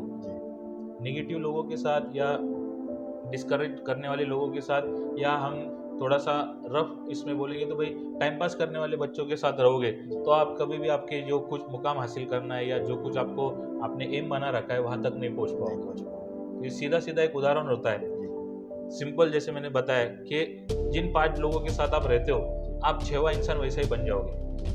तो समझो 5 करोड़पति लोगों के साथ आप 3 साल से हो, अगले 3 साल के बाद क्या होगा, क्या लगता है आपको? आप 6वें करोड़पति बन जाओगे। क्योंकि 5 करोड़पति लोगों के साथ जो आपने वक्त बिताया, कुछ साल बिताए, तो वो समझो 4 साल बिताए, तो चारों साल कुछ 5 लोगों के साथ आपकी क्या डिस्कशन हो रही थी? बिजनेस कैसे करना है, डेवलप कैसे करना है, अच्छे से पैसे कैसे अर्न करना है। तो अल्टीमेटली आप वो सारी चीजें, वो पॉजिटिव एनर्जी गेन करते हो, सीखते हो, अल्टीमेटली आपके पूरे बिहेवियर में वो दिखने लगता है। इसका अपोजिट ले लो, आप बहुत सिंसियर स्टूडेंट हो, आप 95% लाते थे 10वीं तक, बट 11वीं में आपको ऐसे 5 दोस्त मिल गए जिनका स्कोर अच्छा नहीं है। 35% से 2 लोग पास हुए, 60 से 1 जन पास हुआ है, मुश्किल से 75 से 1 पास हुआ है। टाइम पास ज़्यादा कर रहे हैं, पार्टी ज़्यादा कर रहे हैं, सोशल मीडिया पे ज़्यादा है, भले ही आप 95% वाले हो, बट आप इनके साथ 3 साल रह गए, ओके क्या लगता है आपको आपके साथ क्या होगा? स्कोर नीचे वही चीजें हो।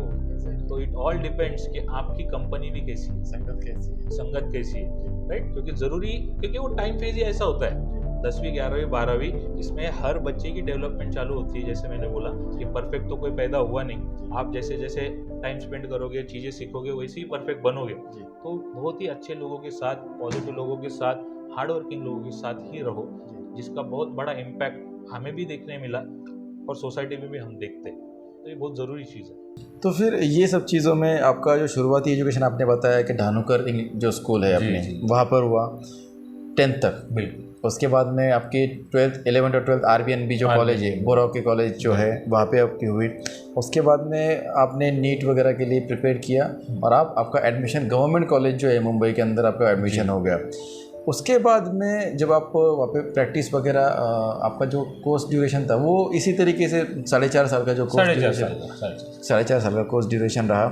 तो उस वक्त की कोई आपकी घटना जो आप बताना चाहेंगे, जो जिसने आपको इंस्पायर किया बाकी आने वाले वक्त जो आपका कई हम लोग देखते हैं कि कई सारा आपका जो सोशल वर्क में आप ज़्यादा इन्वॉल्व होते हैं, बिल्कुल। तो ऐसी कोई घटना आपकी लाइफ में उस वक्त में घटी कि जो आपको जिसने इंस्पायर किया इस चीज़ के लिए? बहुत सारी चीज़ें मोहसिन भाई बताने के लिए जी, क्योंकि मुंबई जो शहर है जी। ये हम बोलते हैं कि 24 घंटा जागे रहने वाला शहर है। ठीक है। और ऐसे जगह पे जब आप एजुकेशन कर रहे हो और वो भी डायरेक्टली जब आपका लोगों से कांटेक्ट है, लोगों से contact in the sense medical science में डायरेक्टली पेशेंट के ऊपर ही आपको काम करना है सारी चीज़ें, तो बहुत सारी चीज़ें सीखने को वहाँ मिलती थी। कुछ अच्छी चीज़ें भी देखने को मिली, कुछ वाकई ऐसे हुए जो अगर अपनी ज़िंदगी में या अपने देश में कभी ना ही होते तो अच्छे थे। उसका एक बहुत बड़ा उदाहरण है 26/11। ओके। जो बहुत बार हम टीवी में या न्यूज़ में बहुत बार हमने जो सुना है। आप उस वक्त वहाँ थे? उस वक्त मैं वहाँ 3rd ईयर में था। ओके। 26/11/2008 का वो रात नहीं भूल सकते। ठीक है।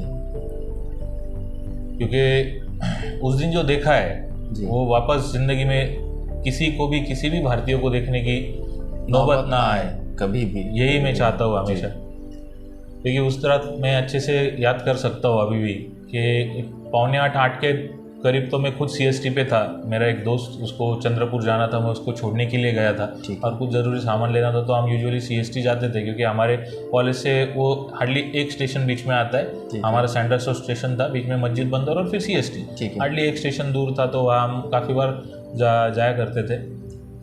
तो 8 बजे के तकरीबन तो मैं CST पे ही था। उसके बाद लोकेशन पे थे आप? लोकेशन पे ही थे। ओके। उसको मैंने ड्रॉप किया, सब चीज़ें हो गया। मैं बोला चलो अभी जल्दी, मेस का टाइमिंग हमारा होता था तो वो बंद होने के पहले जल्दी पूछने हॉस्टल, तो जल्दी हम आ गए वापस हमारे कैंपस में JJ हॉस्पिटल के, जहाँ हमारा हॉस्टल भी था।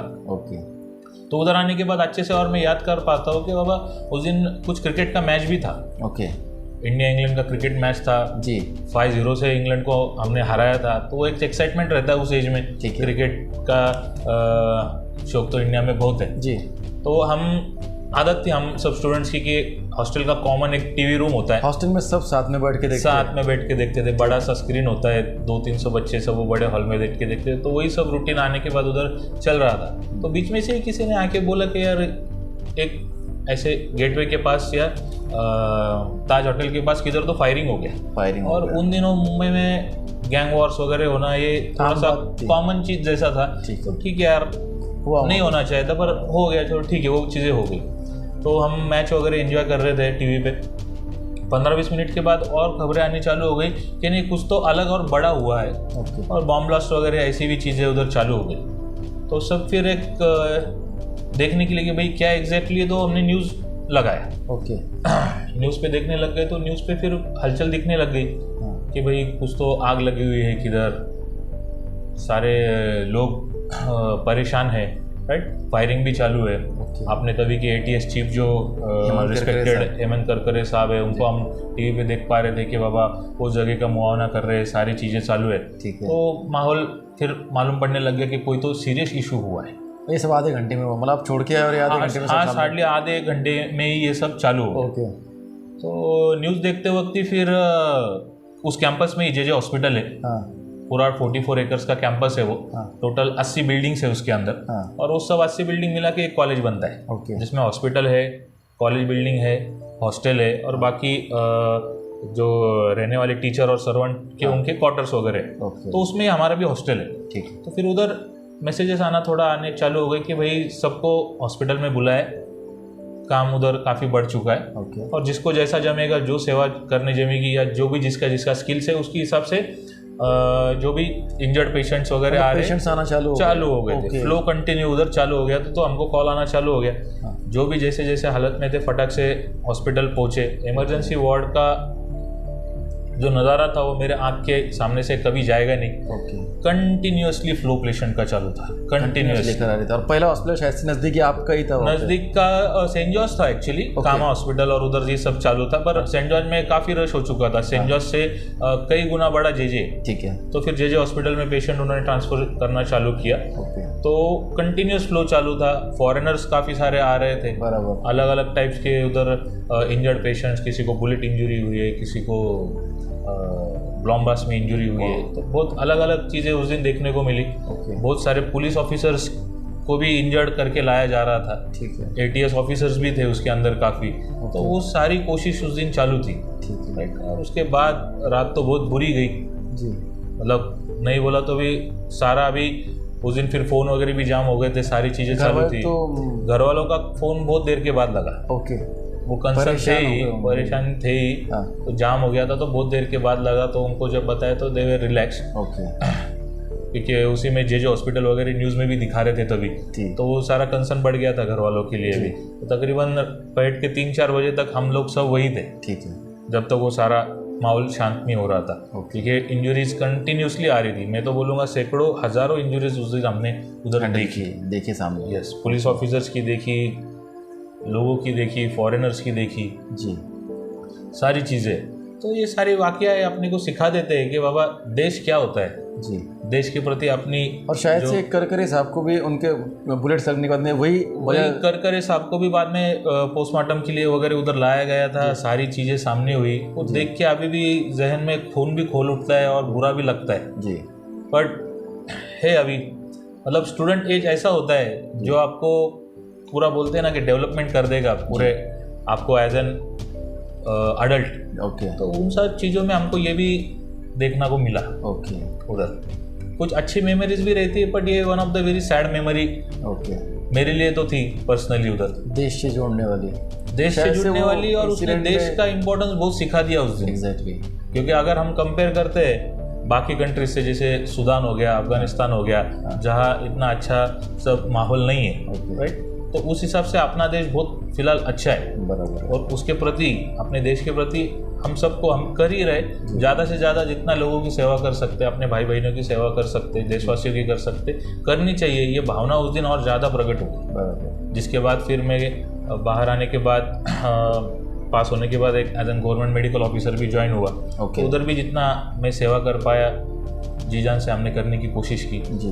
बाद में काफ़ी मौका मिला। मेरा हमेशा से इंटरेस्ट था कि भाई मेडिकल सब्जेक्ट्स जो है जिसको हम समझते कि भाई बहुत टफ है और सब है, तो उसको आसान करके मैं जो अभी वाले जो मेडिकल स्टूडेंट्स हैं अलग अलग मेडिकल कॉलेजेस में, तो उन तक पहुँच पाऊँ जी। तो उसके लिए भी मैंने ऑनलाइन थोड़ा सा उनको गाइड करना है, थोड़ा सा टीचिंग नहीं बोलेंगे पर बहुत सारा सब्जेक्ट टू सब्जेक्ट या टॉपिक टू टॉपिक हम उस पर काफ़ी डिस्कशंस करते थे। कोविड के टाइम में हालांकि ज़्यादा करते थे, जब डायरेक्टली 1-to-1 टीचिंग या डायरेक्टली क्लासरूम टीचिंग्स नहीं जब पॉसिबल हो रही थी, तो काफ़ी सारे जगहों पे मैंने कोशिश किया कि मैं सब्जेक्ट्स को भी स्टूडेंट्स को आसान करके कैसे बता पाऊँ। आपने कॉलेज में टीचिंग भी थोड़ा? कॉलेज में भी मैंने टीचिंग किया है। ओके। उधर क्योंकि एक इंटरेस्ट रहता है कि जो भी थोड़ा बहुत नॉलेज अपने पास है वो आगे वाले आने वाली जनरेशन को अपन आसान कैसे करके दे सके। ओके। मेडिकल एजुकेशन हम बोलते हैं कि बहुत हार्ड है, सब है, क्योंकि वो हम किधर ना किधर समझते हैं कि अपनी मातृभाषा में नहीं है। क्योंकि कितना भी अपन ने इंग्लिश सीखने की कोशिश किया तो English is not our mother tongue. बराबर है। हिंदी, मराठी या जो कुछ गुजराती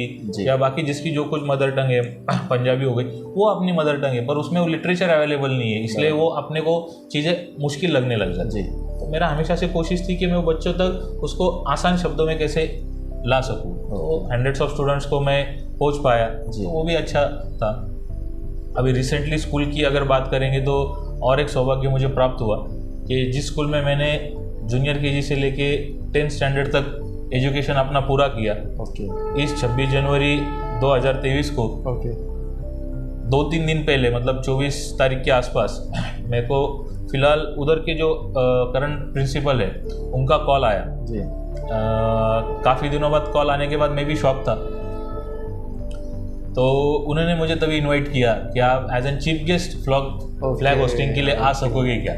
तो बहुत ही एक अलग ही क्षण होते हैं वो। क्या होता है, आप कोई भी ऊंचाई छू लो, पर जो आप शुरुआत की है अपने छोटे से, 100%। और वहाँ पे अगर आप ऐसी किसी चीज़ में जा रहे हो तो 100%। वो एक बहुत प्राउड फीलिंग होता है खुद के लिए। प्राउड फीलिंग, और बाद में फीलिंग्स सच में। अभी मैं जब उधर फ्लैग होस्टिंग के लिए गया तो जहाँ हम पीछे खड़े होते थे और सामने अपने तिरंगे को सलामी देते थे, आज वो फ्लैग होस्टिंग ही करने का मौका मिला, सौभाग्य मिला, खुद को खुशनसीब समझते हैं। पर इन सब के पीछे सब हार्डवर्क और सारी जो चीज़ें हमने डेडिकेशन की जो बात की वो सबसे इम्पोर्टेंट है। ये तो रिजल्ट है ना, ये जो हुआ ये तो रिजल्ट है। रिजल्ट। और उसके पहले जो हार्डवर्क तो था, आपने समझाया, हार्डवर्क तो करना ही है। और जो समझो उस दिन वाला फीलिंग था फ्लैग होस्टिंग वाला, वो शब्दों में बयान नहीं कर सकते जी।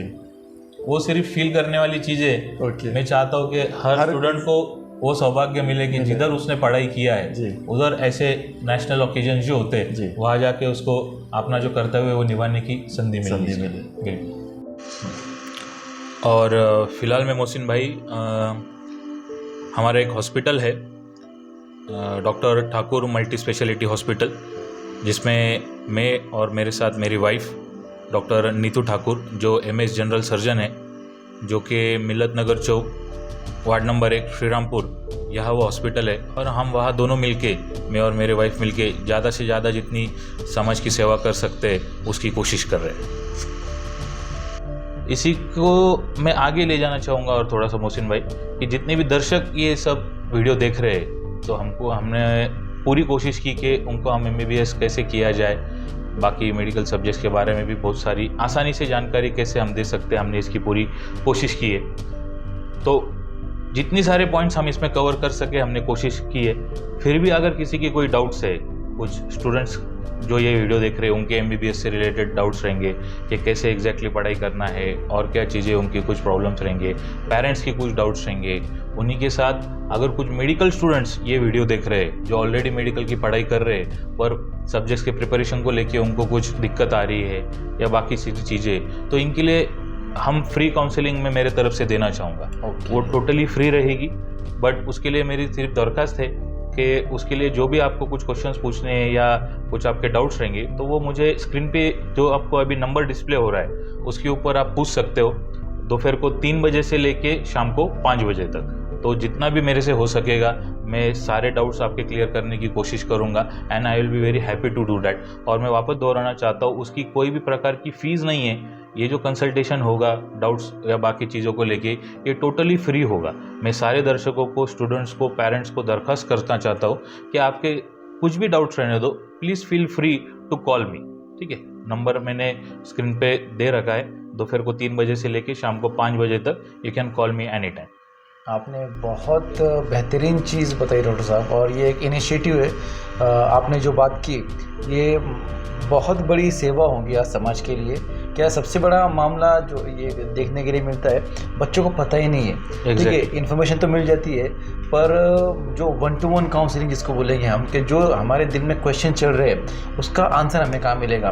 तो आपने बहुत दिल को छूने वाली बात की। एक्चुअल में ये चीज़ देखने के लिए नहीं मिलती है, पर आपने जो बात की वो उसका सबसे पहले तो मैं आपको धन्यवाद देना चाहूँगा इस चीज़ के लिए। तो इसके बाद में भी हम लोग भी फाउंडेशन की तरफ से जितने ज़्यादा बच्चों को कोशिश करेंगे हम लोग कि आपके पास में काउंसलिंग के लिए लाना, या कोई हम स्कूल्स को अप्रोच करते हैं कि कोई बच्चों को अगर डॉक्टर बनना है तो हम लोग ऐसे कैंप लेने की कोशिश करेंगे। कुल मिला के बच्चों को और जो काउंसलर्स है इनको मिलवाना है। जो उनके क्वेश्चन है वो सॉल्व हो, आने वाले फ्यूचर के लिए वो तैयार हो। और इस तरीके की जब भी हम लोग, आपने तो खुद से वो चीज़ के लिए तैयारी दिखाई, 100%। पर इस तरीके से कोई अगर कैंप्स वगैरह आने वाले वक्त में हम लोग भी अरेंज करने की कोशिश करेंगे आपके साथ में। बिल्कुल। और आज जो आपने इन्फॉर्मेशन दी डॉक्टर साहब, ये हमारे लिए भी बहुत लाभदायक थी। जो बच्चों ने आज देखने वाले जो हमारे दर्शक है उनके लिए भी बहुत लाभदायक रही। और ऐसे ही हमारे जो सेशंस है इसके बाद में भी हम लोग रिकॉर्ड करने की कोशिश करेंगे। आज आपने आपका वक्त दिया डॉक्टर साहब, आपका बहुत बहुत शुक्रिया, धन्यवाद। Thank you so much. Thank you so much.